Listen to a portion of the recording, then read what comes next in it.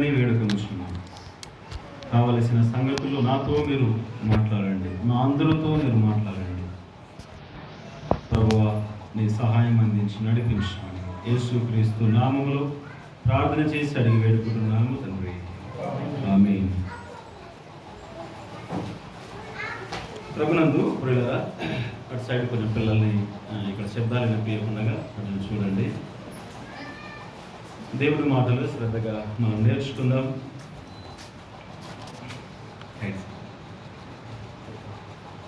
ఈరోజు మట్టల ఆదివారము అని చాలా క్రైస్తవ సంఘాలు మట్టలు పట్టుకొని గల్లీ గల్లీ తిరుగుతూ ఉన్నారు. వీరు పట్టుకున్న మట్టలు ఈత మట్టలు, ఇశ్రాయేలు పట్టుకున్న మట్టలు వాటికి వీటికి చాలా డిఫరెంట్ ఉంది. మట్టలకే ఇంత డిఫరెంట్, మట్టలకే ఇంత డిఫరెంట్ ఉంటే వాక్యానికి ఇంకెంత డిఫరెంట్ ఉంటుంది. వాక్యమునకు ఇంకా ఎంత డిఫరెంట్ ఉంటుంది.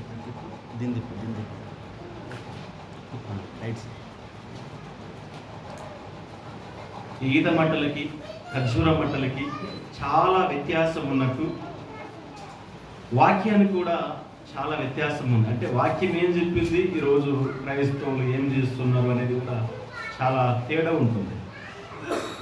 ఆ రోజు ఇజ్రాయిల్ మట్టలు పట్టుకున్నారంటే దానికి ఒక అర్థం ఉంది. అర్థం ఏమిటంటే, నీతిమంతులు ఖర్జూరపు మొవ్వ వలె వారు మొవ్వ వేయుదురు, నీతిమంతులు మొవ్వ వేస్తారు ఖర్జూరపు వృక్షము వలె అన్నారు. అంటే ఖర్జూరపు మట్టలు పట్టుకొని ప్రభువును యెరూషలేములోకి ఆహ్వానిస్తున్నారంటే, యేసు ప్రభుల వారు కూడా చనిపోయి యెరూషలేములో సమాధి చేయబడి 3వ దినమున ఈ మేము పట్టుకున్న మట్టల వలె ఆయన కూడా మొవ్వ వేస్తాడు అని అర్థం. అది నేటికి జరిగిపోయింది.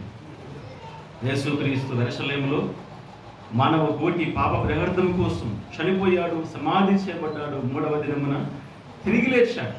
ఆ మట్ట యొక్క సారాంశము నెరవేర్చబడింది. మరి ఈరోజు పట్టుకున్న మట్టల యొక్క సారాంశం ఏమిటో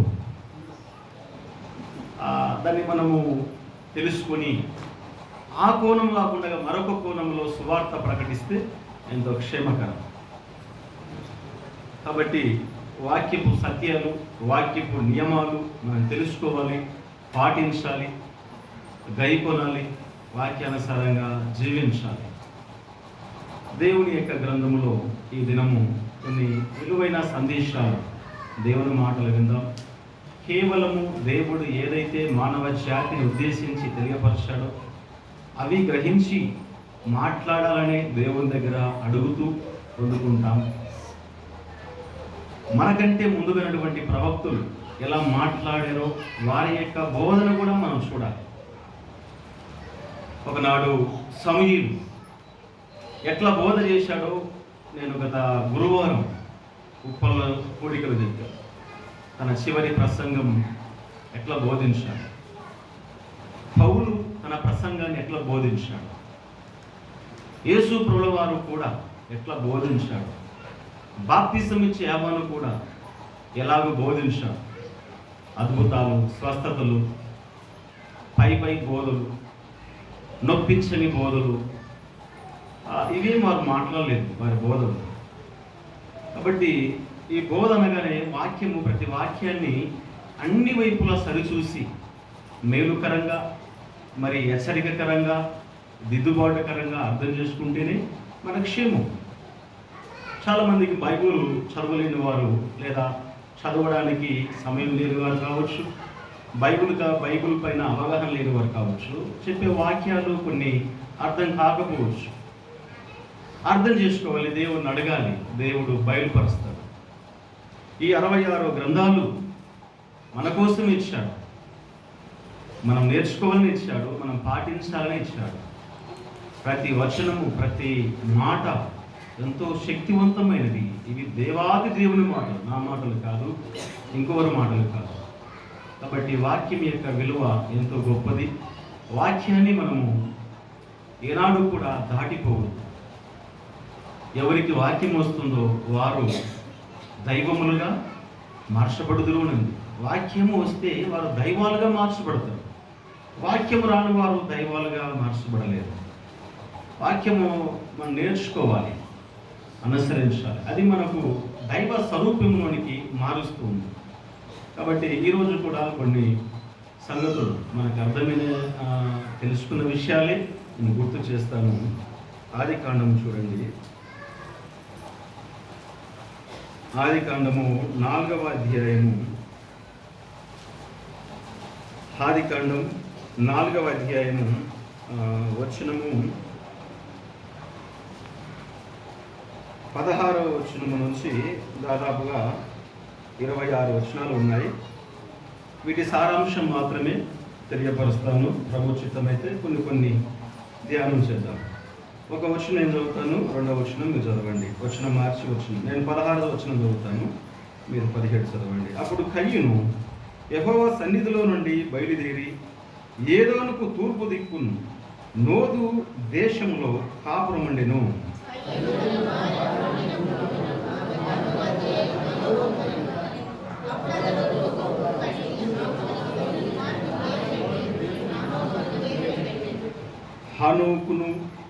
హానోకుకు హీరాదు పుట్టెను. హీరాదు మహూయాయేలును కనెను. మహూయాయేలు మతుషాయేలును కనెను. మతుషాయేలు లెమేకును కనెను.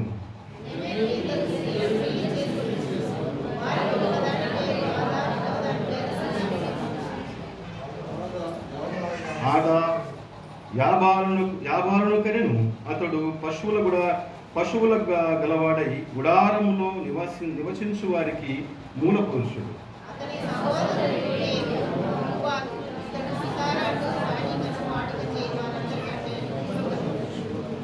మరియు సిల్లా తుబల్కయీనును కనెను.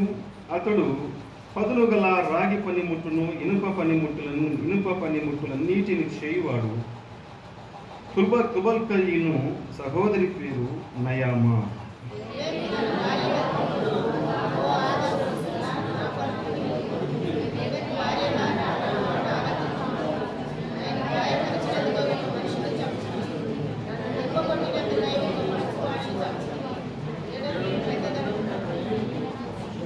ఏడంతలు ప్రతి దండన కయీను కోపము వచ్చిన ఎడల లెమేకు కోపము 77 వచ్చును అనెను.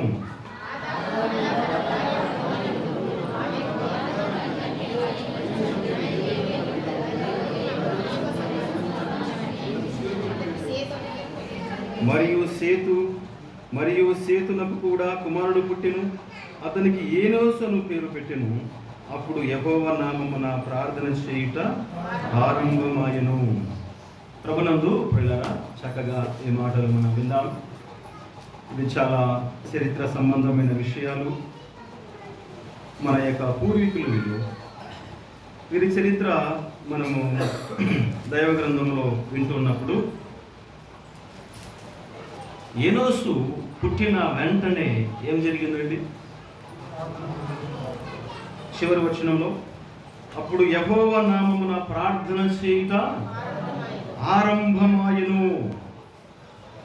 ఎనోసు యొక్క పుట్టుక ప్రార్థనకు ఆవిర్భావమైంది. ఎనోసు యొక్క జన్మ ప్రార్థన చేయడానికి ప్రారంభమైంది.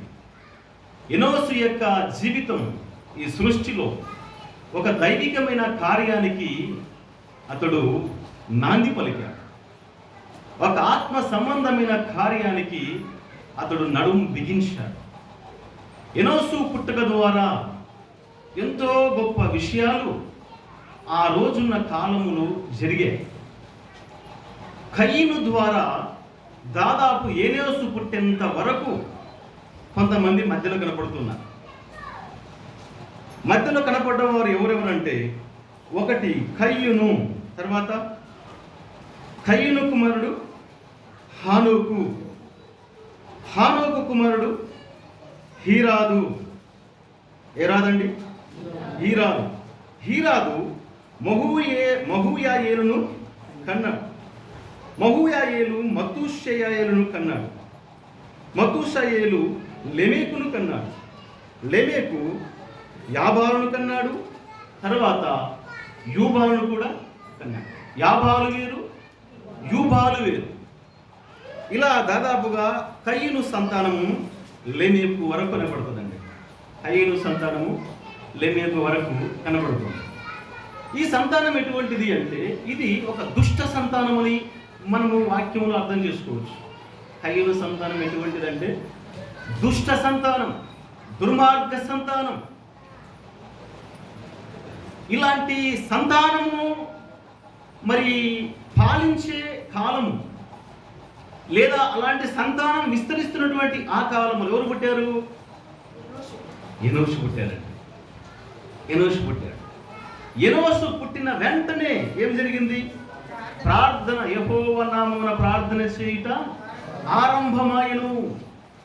ఒక విషయం చూడండి, ఎనోషు పుట్టుక తరువాత అతడు ప్రార్థన చేశాడు. అంతకుముందు ప్రార్థన జరిగిందా? అంతకుముందు ఎనోషు పుట్టక ముందు ఎవరైనా ప్రార్థన చేశారా? అక్కడ ప్రార్థన చేసి ఈ మాట ఎందుకు రాయబడుతుంది? యెహోవా నామమున ప్రార్థన చేయుట ఆరంభమాయెను. చాలా జాగ్రత్తగా మనము వచనాలు పరిశోధించాలి. ప్రార్థన చేయుట ఆరంభమైంది ఎనోషు పుట్టుకతో. ఈ ఎనోషుకు ప్రార్థన చేయడానికి రోల్ మోడల్ అంతకుముందు ఎవరైనా ఉన్నారా?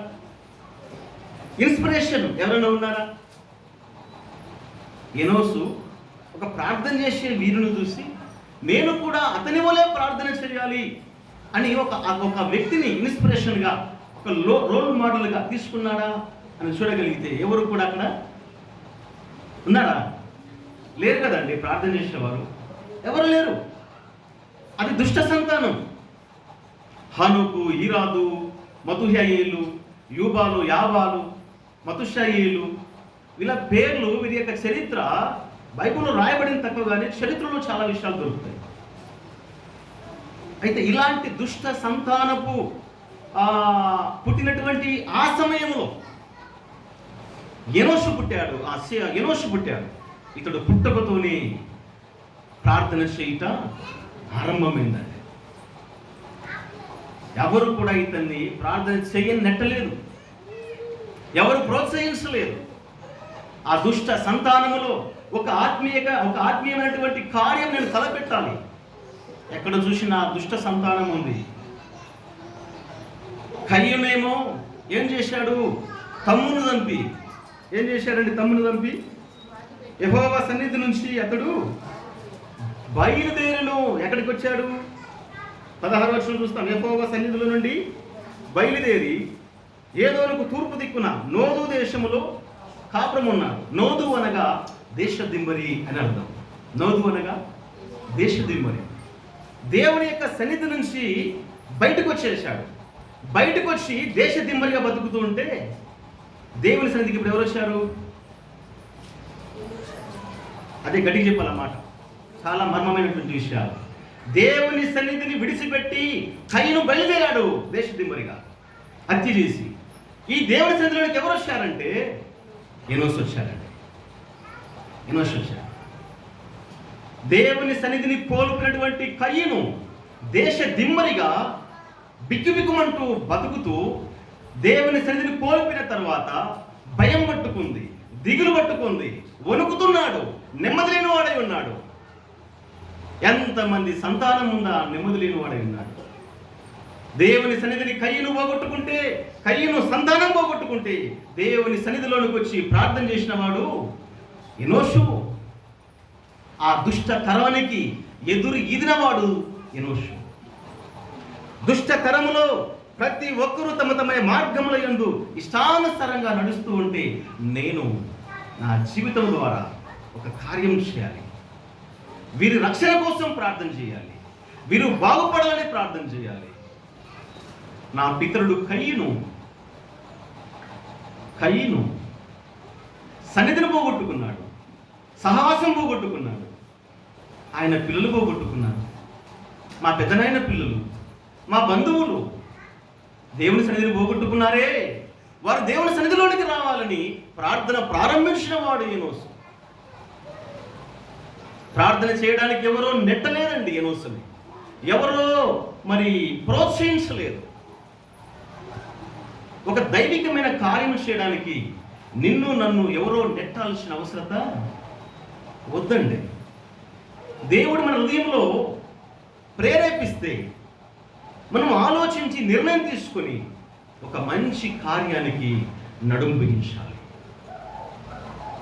ఎవరో దొబ్బుతున్నంతసేపు మనం ప్రార్థన చేస్తే, దొబ్బుతున్నారంటే, ప్రోత్సహిస్తున్నారంటే దాని అర్థం ఏమిటంటే అవిటివాడు అని అర్థం. ఎవరు దొబ్బుతారండి? అవిటి వాడినైతేనే దొబ్బుతారు. మనం అవిటి వాళ్ళమా? కాదు కదా. కాబట్టి మనం ఆత్మీయతలో అవిటి వాళ్ళం కావద్దు.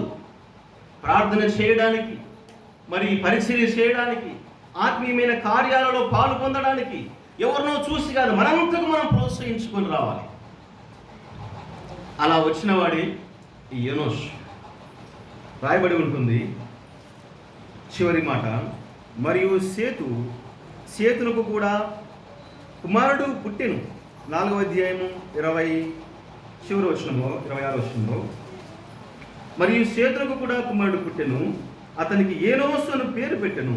అప్పుడు యెహోవా నామమున ప్రార్థన చేయుట ఆరంభమాయెను. ఎనోసు అనగా మట్టి మనిషి అని అర్థం. ఎనోసు అంటే మట్టి మనిషి. ఈ మట్టి మనిషి చూడండి ఏం చేశాడంటే మహిమకరమైన కార్యాలు చేయడానికి సిద్ధపడ్డాడు. ఈ మట్టి మనిషి మహిమ లోకానికి నడిపించడానికి దేవుని సన్నిధిలో వచ్చి ప్రార్థన చేస్తున్నాడు.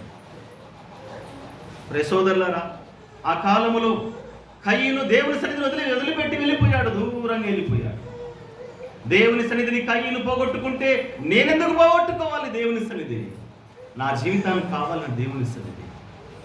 నేను దేవుని సన్నిధిలో ఉంటాను, నేను ప్రార్థన చేస్తాను ప్రజల కోసముని. ఇతడు పుట్టుక ద్వారానే పిల్లరా ఒక మంచి కార్యము ఆరంభమైనట్టుగా, ఆ కార్యానికి ఇతడు మరి నాంది పలికినట్టుగా ఈ వచనములు మనం చూస్తాం. ఏనోసు పుట్టుక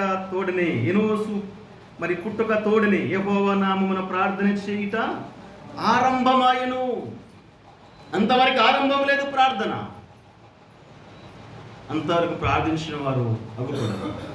ఎవరి కోసం ప్రార్థించాడు? ఎందుకోసం ప్రార్థించాడు? మనం ఇవి ఆలోచించాలి కదా. ఎనోసు ప్రార్థిస్తున్నాడంటే అతని ముందు తరమే, అతని తర్వాత అతని సర్కిల్లో ఉన్నటువంటి సమాజం ఎలా ఉంది? ఒక ఆనోకు కనపడతాడు, ఒక కయ్యను కనపడతాడు, కయ్యను కుమారుడు నోవాహు కనపడతాడు, నోవాహు కుమారుడు హిరాదు కనపడతాడు. ఆ తర్వాత అలాగ చూసుకుంటూ వస్తే ఇద్దరు భార్యలు చేసుకున్నటువంటి ఎవరు అతని పేరు లెమెక్ కనపడతాడు. తర్వాత మరి యూబాలు, యాబాలు, తుబల్కయ్యను, వీళ్ళు చాలా ఘోరమైనటువంటి కార్యాలు చేసిన వారండి. ఇలాంటి తరము మార్పు చెందాలి, ఇలాంటి తరము దైవ సన్నిధికి రావాలి. నా వలే దైవ సన్నిధిలో వచ్చి ప్రార్థన చేయాలి. నా పితరుడు కయ్యను దేవుని సన్నిధి పోగొట్టుకున్నాడే, అతని సన్నిధి దేవుని సన్నిధి పోగొట్టుకున్న తర్వాత కయ్యను అక్కడ మాట్లాడతాడు. 4వ అధ్యాయంలో మనం చూస్తున్నప్పుడు 4వ అధ్యాయము ఆదికాండము 4వ అధ్యాయము 14వ వచనం నేడు లేదా 13వ వచనం, అందుకు కయ్యను నా దోష శిక్ష నేను భరింపలేనంత గొప్పది, నేడు ఈ ప్రదేశం నుండి నన్ను వెళ్ళగొట్టితివి, నీ సన్నిధికి రాకుండా వెలివేయబడి దిగులు పడుచు భూమి మీద దేశ జిమ్మరణై ఉందును. దిగులు ఎవరికి? దిగులు దేవుని సన్నిధిని పోగొట్టుకున్న వారికి దిగులు. దయచేసి గమనించండి ప్రియులారా, దేవుని సన్నిధి అంటే ఆశామషి కాదు. దేవుని సన్నిధి అంటే సమస్త నిధులకు అది గని. దేవుని సన్నిధిని పోగొట్టుకున్న వారికి దిగులు ఉంటుంది, భయం ఉంటుంది, భీతి ఉంటుంది, నెమ్మది ఉండదు, సమాధానం ఉండదు. దయచేసి దేవుని సన్నిధిని ఏ ఒక్కరము కూడా పోగొట్టుకోవద్దండి. దేవుని సన్నిధి అంటే ఆదివారం ఇక్కడికి వస్తే దేవుని సన్నిధి అనుకోవద్దండి. ఎలా అయినగా 2-3 ఎక్కడ నా నామమును కూడి ఉందరో అక్కడ వారి మధ్య ఉంటానన్నాడు. అది దైవ సన్నిధి. సావాసానికి, కూడికలకు మనము మరి పాలు పొందాలి. దేవుని సన్నిధిలో ఉంటే అక్కడ ఏం దొరుకుతుంది? ఒకసారి చూడండి, కీర్తనలు 16వ అధ్యాయము 11వ వచనంలో, కీర్తనలు 16వ అధ్యాయము 11వ వచనం.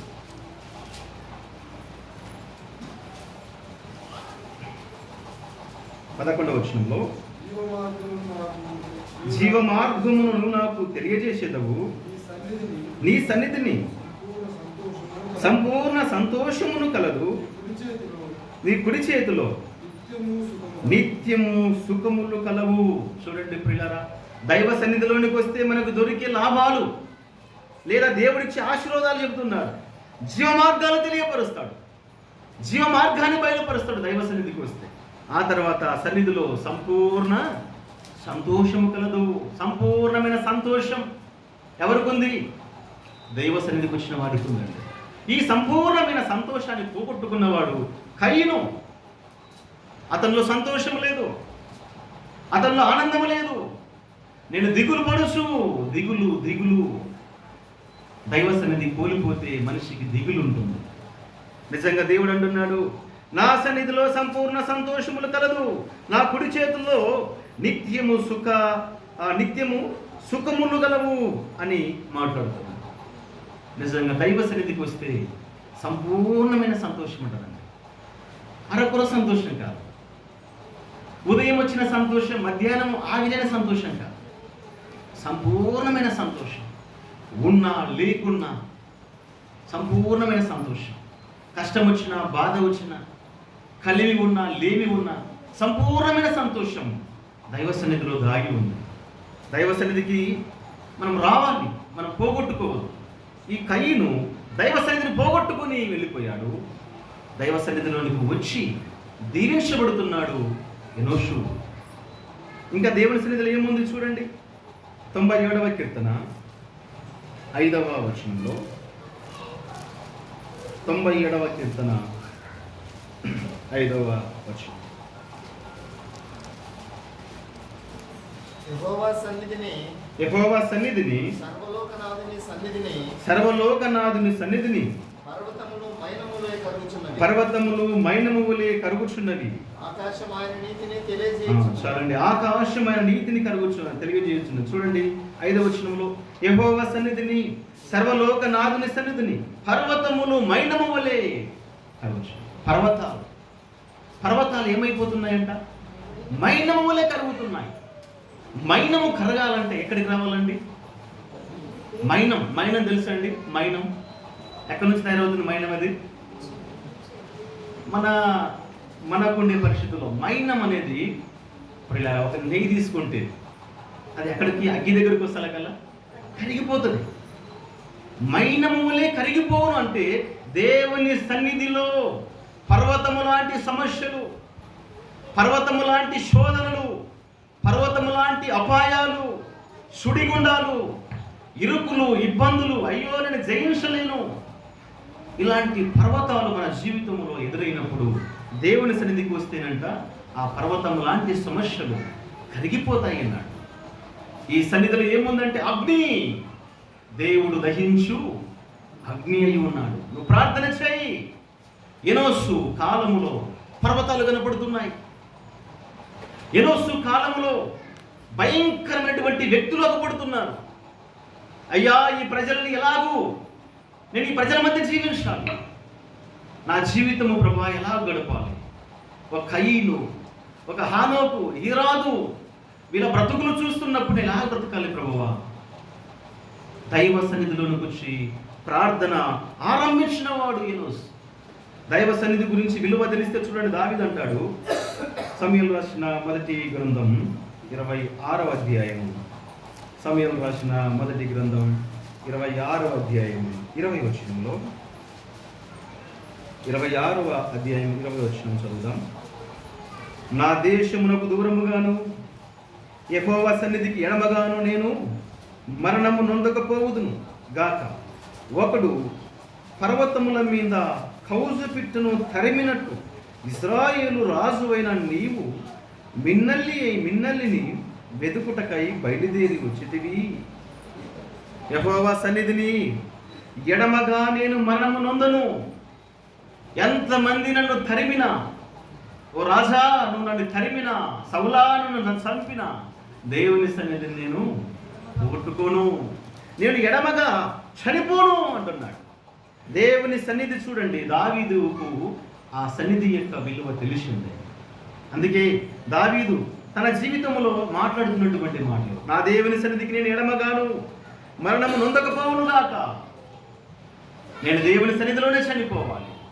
దేవుని సన్నిధిలో ఉంటే ఈ సవాలు ఎంత, ఈ పర్వతం లాంటి సమస్యలు ఎంత, నేను అన్ని జయించగలను అని దేవుని సన్నిధిని విడవక అరిలారా దావీదు బ్రతికినట్టు మనం చూస్తాం. అందుకే తన జీవిత కాలంలో 3 మార్లు ప్రార్థన చేశాడు, 7 సార్లు స్తుతించాడు దావీదు.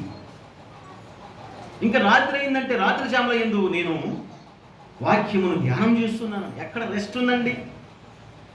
7 సార్లు స్తుతి, 3 సార్లు ప్రార్థన. రాత్రి అయిందంటే ధ్యానము. నా పడక మీద పండుకొని ఉన్నప్పుడు నేను ధ్యానిస్తుంటే కొవ్వు మెదడు నాకు, అంటే రాత్రి కూడా ధ్యానం చేస్తూ నిద్రపోయడం. ఎమ్మడే మేలుకు వస్తే, సీతా నా ప్రాణమా మేలుకొనుము, యెహోవాను సన్నుతించుము, సితారా. ఎర్లీగానే లేస్తే మళ్ళీ సితార వైపు చూస్తుంది. అంటే తన ప్రస్తుత అంతా చూడండి, ప్రార్థన, స్తుతి, ధ్యానము, మళ్ళా సంకీర్తన, స్తుతిగానాలి. దైవ సన్నిధిలో అలా గడిపాడు కాబట్టి దావీదు నలుదిక్కుల అతనికి నెమ్మది అండి, నలుదిక్కుల నెమ్మది. ఈ నెమ్మదిని పోగొట్టుకున్నవాడు కయ్యను. ఈ నెమ్మదిని పోగొట్టుకొని దేవుని సన్నిధిని విడిచిపెట్టి దూరంగా వెళ్ళిపోయాడు. బైబిల్ గ్రంథంలో కూడా ఒక ప్రవక్త ఉన్నాడు. యోనా గ్రంథం 1:3-4 వచనాలు. యెహోవా సన్నిధి నుంచి అతడు బయలుదేరాడు. దేవుని సన్నిధిని విడిచిపెట్టి దేవుడు చెప్పని చోటుకి బయలుదేరాడు. ఏం సాధించాడు? ఏం సాధించాడు? దేవుని సన్నిధిని పోగొట్టుకొని యోనా ఏం సాధించాడు? తుఫాను సాధించాడు. ఏమి సాధించాడు? ఆ తిమ్మింగిలాన్ని సాధించాడు, కష్టాన్ని సాధించాడు. దేవుని సన్నిధిని పోగొట్టుకుంటే తుఫానులే, ఓడ బద్దలైపోయింది. అంత కఠినమైనటువంటి కష్టం గుండా వెళ్ళిపోవచ్చు. కారణము దేవుని సన్నిధిని పోగొట్టుకున్నాడు యోనా. నిజంగా ఈ ఉదయకాలం ముందు, మధ్యాహ్న కాలం ముందు కయీను దేవుని సన్నిధిని పోగొట్టుకుని దేశ దిమ్మరిగా బతుకుతా ఉంటే, నాకు దేవుని సన్నిధి కావాలని ఎనోసు దైవ సన్నిధిలోకి వచ్చి యెహోవా నామమున ప్రార్థన చేసిన వాడండి. ఎంత గొప్ప సంగతి! ఈ మధ్యాహ్న కాలం ముందు ఇంకా కొన్ని విషయాలు ముందుకు వెళ్ళిపోదాం. కయీను దేవుని సన్నిధిని పోగొట్టుకొని లోకములో బ్రతుకుతున్నాడు దేశ దిమ్మరిగా. అతని గర్భాన్ని ఎవరు పుట్టారు? ఇప్పుడు చూడండి అన్నమాట. ఆదికాండం నెమ్మదిగా అర్థం చేసుకునండి. కయీను కడుపులో ఎవరు పుట్టారు? ఆ రెఫరెన్స్ మీరే చదవండి.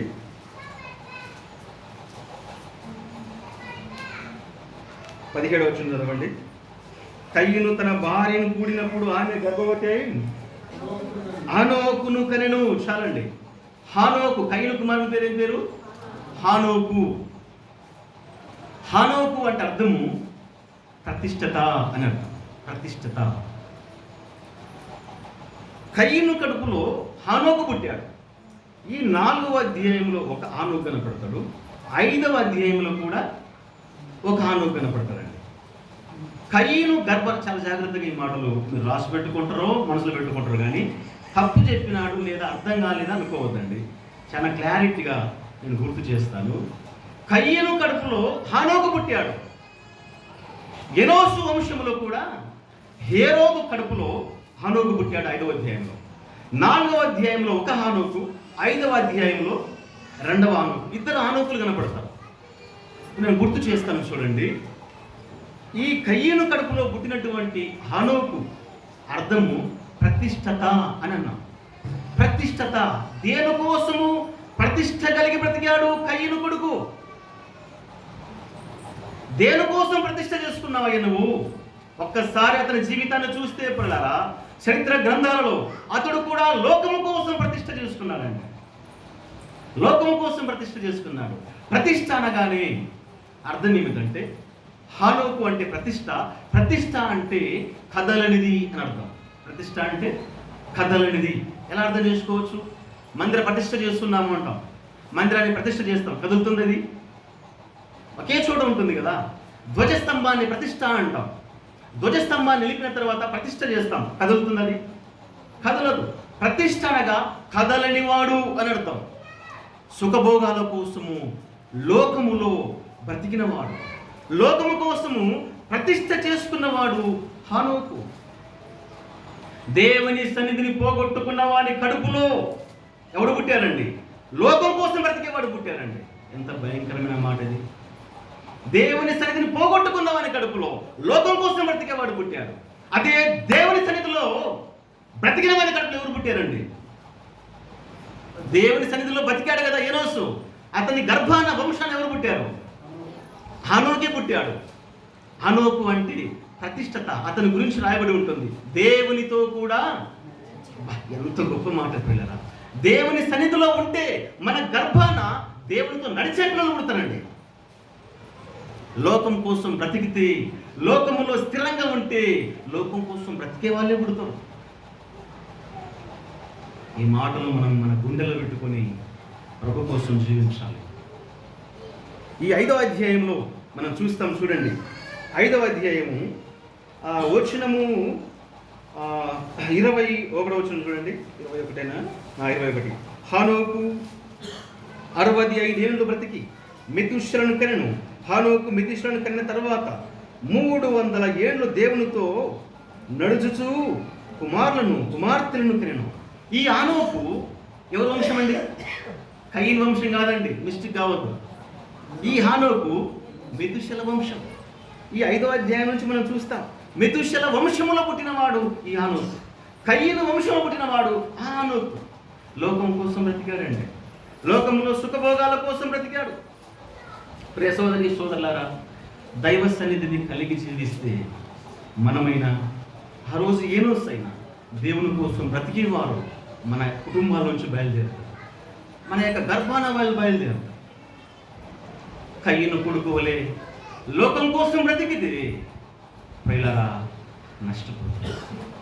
దైవ సన్నిధిని కోల్పోయిన కయ్యను కడుపులో లోకం కోసం బ్రతికేవాడు బ్రతికాడు. దేవుని సన్నిధిలో బ్రతికిన వాడు ఎనోషు, అతని గర్భంలో దేవునితో నడిచేవారు పుట్టారు. నడిచేవాడు కూడా కాదండి, ఇంకా అతని గురించి రాయబడి ఉంటుంది. ఈ హానోకు గురించి హెబ్రీ పత్రిక, హెబ్రీలకు రాసిన పత్రికలో ఒక సంఘటన రాయబడి ఉంటుంది చూడండి. హానోకు గురించి 11వ అధ్యాయం అనుకుంటాను, 5వ వచనం చూడండి. 11వ అధ్యాయము హెబ్రీలకు రాసిన పత్రిక 5వ వచనం, 11వ అధ్యాయం 5వ వచనంలో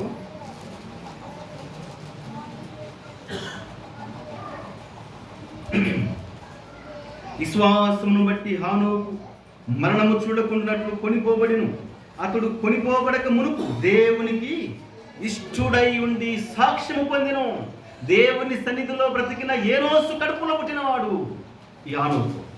దేవుని సన్నిధిలో బ్రతికిన వాని కడుపులో ఎటువంటి వారు పుట్టారు చూడండి. ఎటువంటి వారంటే దేవునితో నడిచిన వాడు, రెండవదిగా మరణము చూడకుండగా కొనిపోబడ్డవాడు, మూడవదిగా ఏమని రాయబడింది 5వ వచనం చూస్తాం చూడండి. అతడు దేవునికి ఇష్టుడుగా బ్రతికాడు. దేవునితో నడిచిన వాడు, మరణం చూడకుండా వెళ్ళిపోయిన వాడు, దేవునికి ఇష్టంగా బతికిన వాడు, మంచి సాక్ష్యము పొందిన. ఇవన్నీ ఎట్లా వస్తాయంటే దైవ సన్నిధి అనుభవం. దేవుని సన్నిధిలో మనము అనుభవం కలిగి ఉంటే మన సంతానము పిల్లలు దేవునితో నడిచేవారు, దేవునికి ఇష్టలుగా బతికే పిల్లలు, మంచి సాక్ష్యం కలిగిన వారు, ఇష్టలు, అలాంటి వారు మన గర్భాన మన కుటుంబాల్లో బయలుదేరుతారు. అయితే ఇక్కడ మనము కయీను వంశము చూస్తున్నాం, ఎనోషు వంశము చూస్తున్నాం. కయీను వంశములో హానోకు పుట్టాడు. లోకం కోసం ప్రతిష్ట, లోకం కోసం బ్రతికాడు, జీవితం ముగించబడాలి. నేనెందుకు అలా బ్రతకాలి అని అనుకున్నవాడు ఎనోషు. దేవుని సన్నిధిలో బ్రతికాడు. అతని కుమారుడు వంశంలో పుట్టినవాడు హానోకు ఎంతో చక్కటి ప్రవర్తన కలిగినవాడు. ఈ కయీను వంశంలో ఇంకెలాంటి వారు వచ్చారో ఇంకో మాట చెప్పి నేను ముగింపులోకి వెళ్తాను. ఆదికాండం చూడండి, 4వ అధ్యాయము. ఆదికాండము 4వ అధ్యాయము 18వ వచనం చూడండి. 18వ వచనం. హానోకుకు హీరాదు పుట్టెను. చాలండి, హానోకుకి ఎవరు పుట్టారండి? ఇప్పుడు మరలా హీరాదు పుట్టాడు. కయీనుకు ఆనోకు పుట్టాడు, ఆనోకుకు హీరాదు పుట్టాడు. కయీను దేవుని సన్నిధిని విడిచిపెడితే అలాంటి వాని కడుపులో లోకం కోసం బ్రతికేవాడు పుట్టాడు. ఇప్పుడు ఆ ఆనోకు కడుపులో ఎవరు పుట్టారంటే హీరాదు పుట్టాడండి. హీరాదు అనగా చాలా అర్థాలు ఉన్నాయి. 2 అర్థాలు నేను చెప్తాను. హీరాదు అనగా దౌర్జన్యం చేసేవాడు, హీరాదు అనగా భయం పుట్టించేవాడు అని అర్థమండి.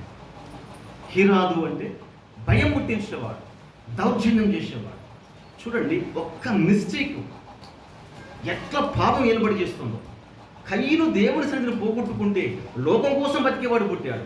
లోకం కోసం బ్రతికిన వాని కడుపులో దౌర్జన్యం చేసేవాడు పుట్టాడు, భయం పుట్టించేవాడు పుట్టాడు. చూడండి, దైవ సన్నిధి అనేది మనకి ఎంత భయం ఉండాలి, ఎంత భక్తి ఉండాలి.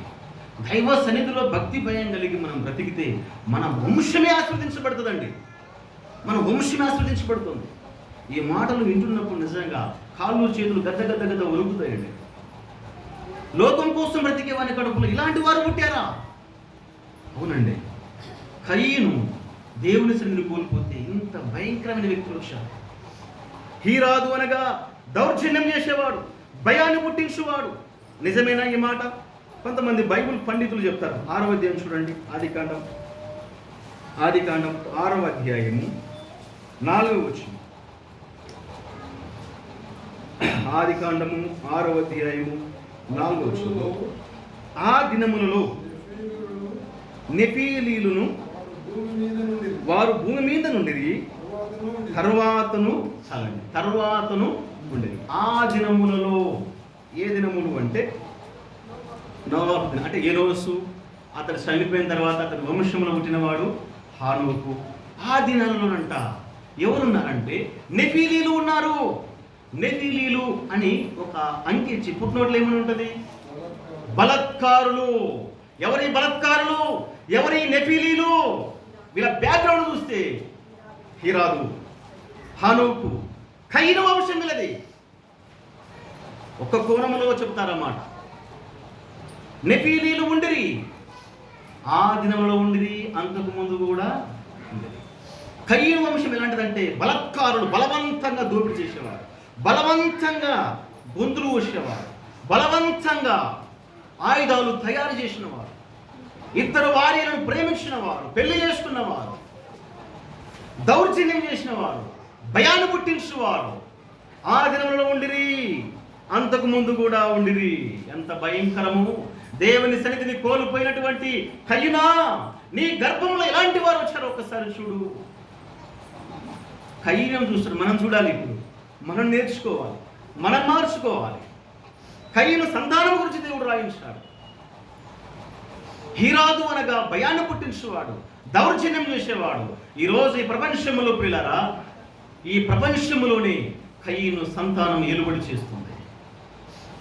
భయాన్ని పుట్టించే మాటలు, వార్తలు, దౌర్జన్యం చేసే సంఘటనలు మన కళ్ళ ముందు కోకొరలుగా ఉన్నాయి. నిన్నగాక మొన్న వచ్చిన వార్త భయాన్ని పుట్టించే వార్త.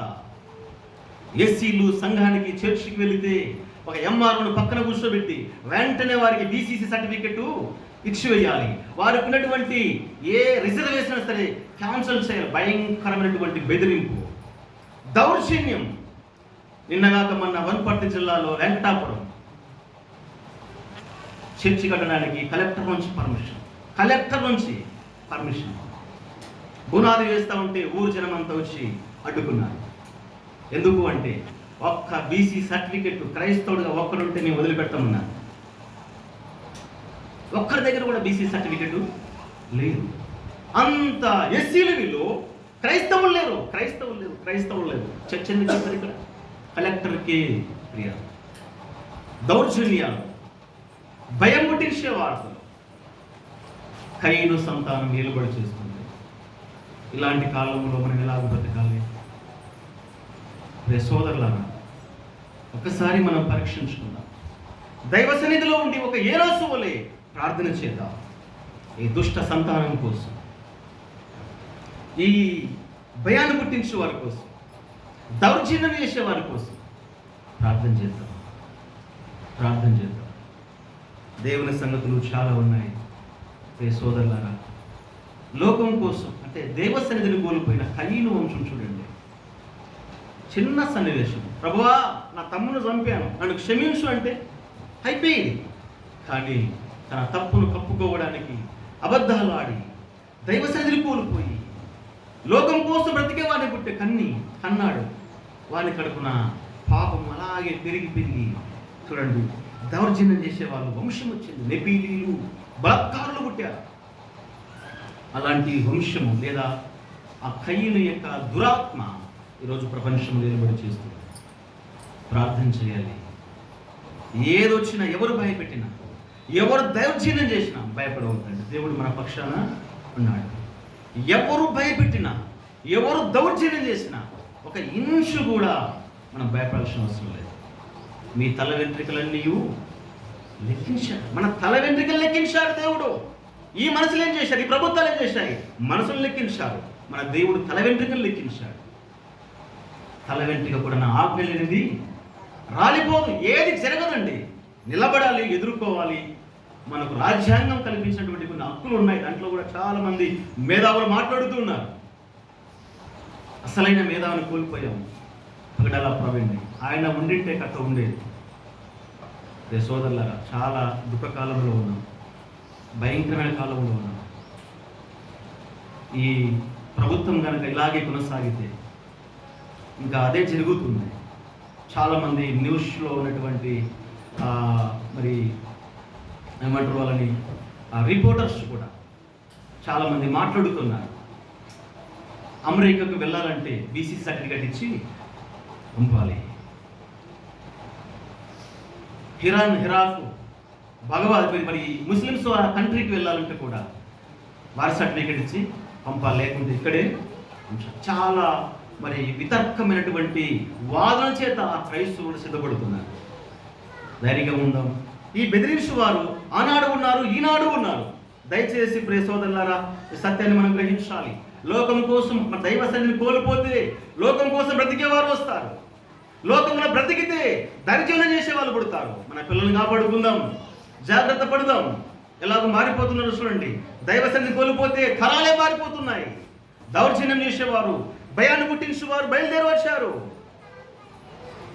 ఇలా దౌర్జన్యం చేసేవారి కోసం, భయం పుట్టించే వారి కోసం ఎవరు వచ్చారంటే ఈ మెతుషెల, హానోకు, ఈ వంశములో వచ్చిన వాడు మన ప్రభువైన యేసుక్రీస్తు. 53వ కీర్తన చూడండి, 7వ వచనం. 53వ కీర్తన 7వ వచనం.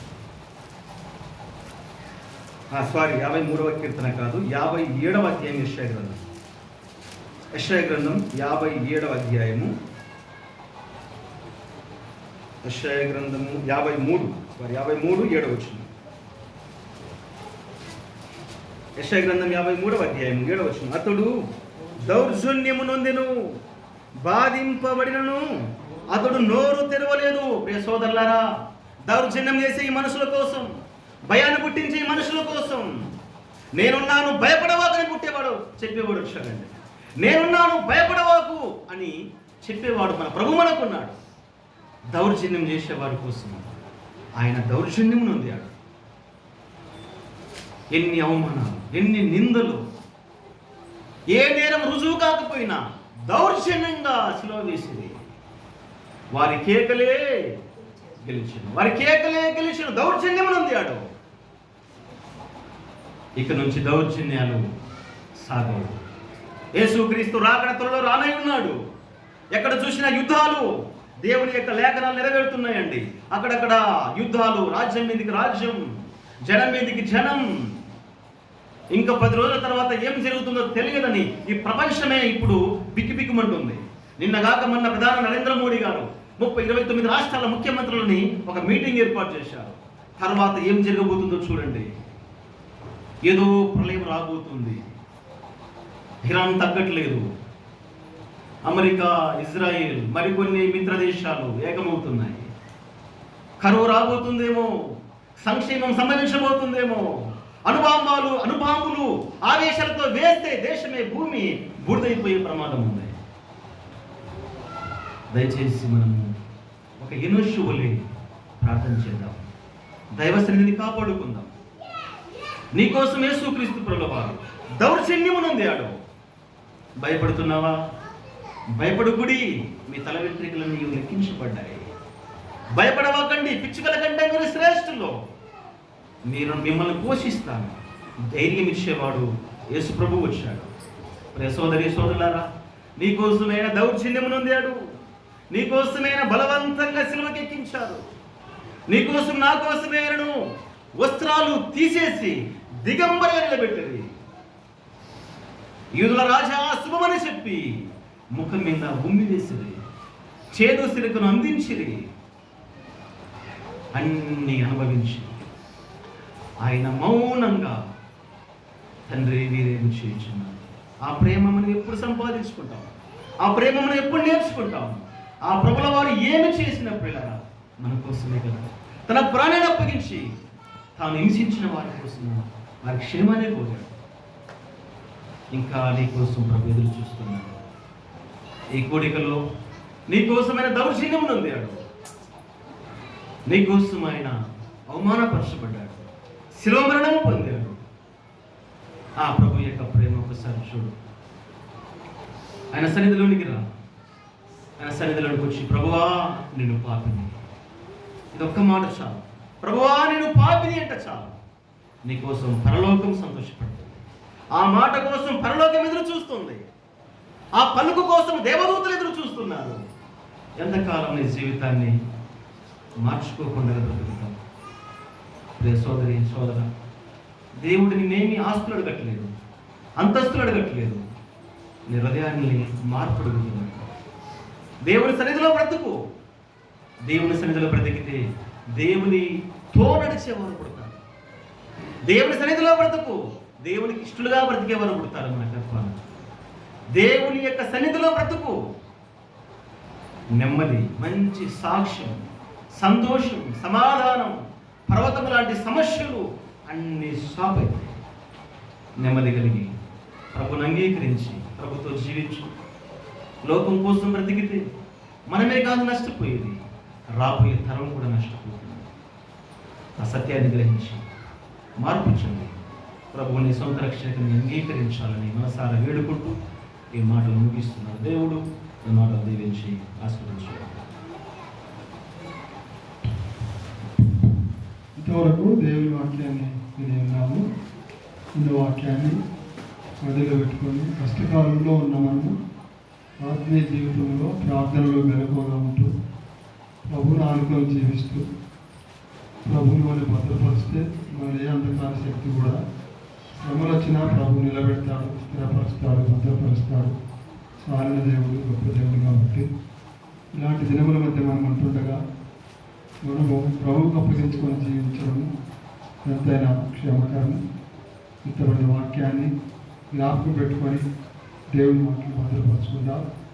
గుడ్ ఫ్రైడే విషయంలో కూడా మరి జ్ఞాపకం పెట్టుకొని 11 గంటలకు చెప్పుకున్నాము. మరి ఆ టైంకి రావడానికి మరి వాక్యం సిద్ధపడే వారు కూడా ఏ అంశాలు చెప్తే అది తెలియజేస్తే మరి తెలియజేయాలని ప్రేమతో మనం చేస్తూ ఉన్నాం. ఈరోజు భోజనం లేదు, కూడిక ముగిస్తే నా వెళ్ళిపోవడమే. ముగింపు ప్రార్థన బాలరాజు ప్రార్థన చేసి ముగింపు చేస్తాను.